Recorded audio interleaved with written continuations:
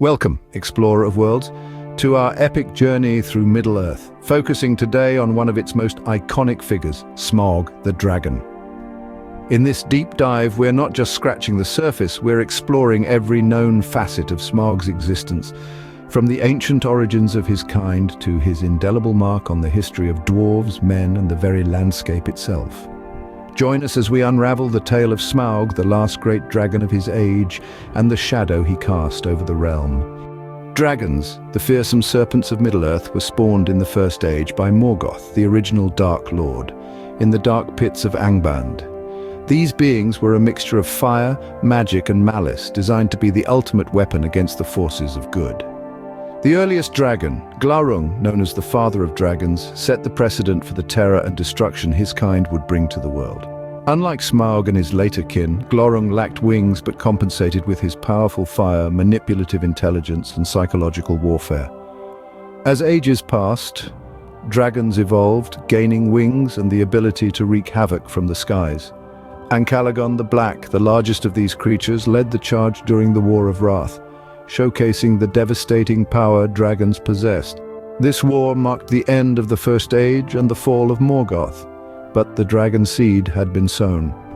In the secluded, cold wastes of the north, these creatures multiplied, albeit slowly, fostering a lineage that would eventually lead to Smaug.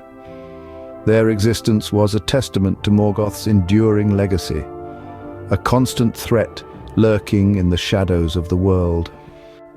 Smaug's early years remain a mystery, veiled in the mists of the Third Age. What is known is that he stemmed from a line of dragons who were smaller than their First Age ancestors, but no less cunning or cruel. By the time Smaug came into his might, the great dragons of old, like Ancalagon, had passed into legend, leaving a power vacuum that Smaug was all too eager to fill. Emerging from the arid Mithrin, the Grey Mountains, Smaug grew in malice, driven by an insatiable greed. Dragons, by their nature, were drawn to treasure, a lust that consumed them entirely. Smaug was no exception. His desire for gold and jewels was matched only by his capacity for destruction. Over the centuries, he amassed great knowledge not only of treasure but of the lands and peoples of Middle-earth, biding his time until the moment was ripe to claim a domain worthy of his majesty. That moment came when Smaug learned of the vast wealth of the dwarven kingdom of Erebor, the Lonely Mountain. Its riches, amassed over generations, were a beacon to the dragon's greed. In a single devastating assault, Smaug descended upon Erebor, laying waste to the mountain and the nearby human kingdom of Dale. The dragon claimed the mountain's treasure hoard as his own, establishing his reign of terror and beginning a period that would be known as the Desolation of Smaug. This act not only demonstrated Smaug's power, but also his strategic acumen, choosing a stronghold that would be defensible and symbolic of his dominion. The attack on Erebor in 2770 of the Third Age marked a turning point in the history of Middle-earth. Smaug's arrival brought an end to the prosperity of the region, rendering the once fertile lands barren and lifeless. The dragon's presence cast a shadow over the surrounding territories, a blight that affected not just the land but the hearts of its people. Dale was left in ruins, its people scattered or slain, while the dwarves of Erebor were forced into exile, their kingdom lost. For nearly 2 centuries, Smaug lay unchallenged, his influence extending far beyond the Lonely Mountain. The once rich trade routes fell into disuse, and the region's political landscape shifted as power vacuums emerged. Smaug's horde, meanwhile, grew not just in size but in legend, drawing treasure hunters and adventurers from far and wide, all of whom met their demise in the flames of the dragon's wrath.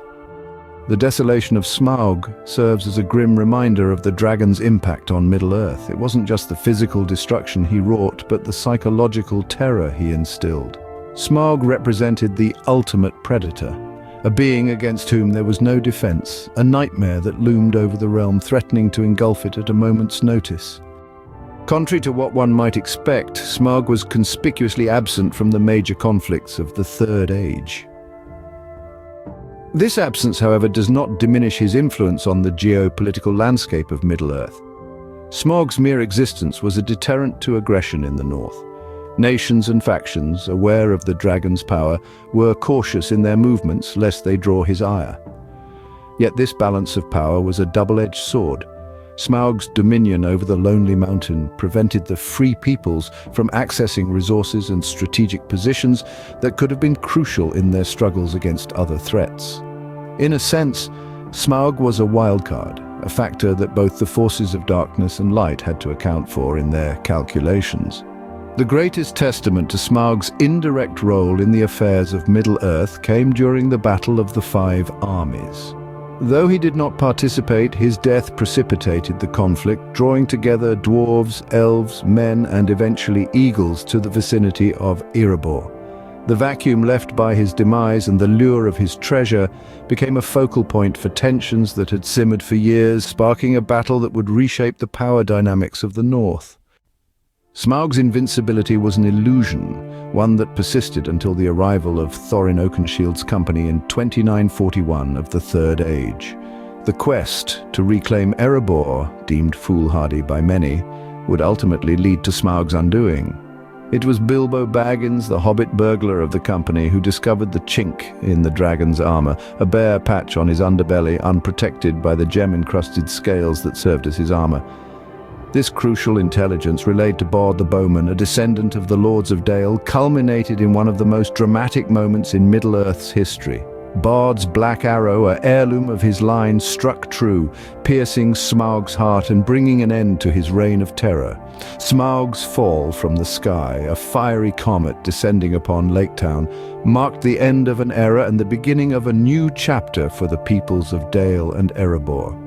The dragon's death was more than a military victory. It was a symbol of hope, a demonstration that even the greatest of evils could be overcome. Smaug's demise opened the door to the recovery and rebuilding of the lands he had desolated, allowing for a brief period of unity and peace among the races of Middle-earth. The legacy of Smaug is a complex one, interwoven with themes of greed, power, and the resilience of the spirit. His hoard, the object of his desire, became a source of conflict and a catalyst for unity in the wake of his death. The Battle of the Five Armies, while tragic, led to alliances and understandings that had seemed impossible under the shadow of the dragon. Smaug's influence extends beyond his death, serving as a cautionary tale of the dangers of unchecked power and greed. Yet it also highlights the potential for redemption and renewal. The reclaimed kingdom of Erebor and the rebuilt Dale became symbols of what could be achieved when disparate peoples come together for a common cause. The story of Smaug is a reminder of the darkness that can consume the world, but also of the light that can emerge from the ashes of despair. His tale, like many in Tolkien's Legendarium, offers lessons that resonate beyond the boundaries of Middle-earth, speaking to the enduring struggle between good and evil, and the hope that always persists. Thank you for taking the time to watch this video. If you can, please like it and, as always, subscribe to our channel to join our fellowship.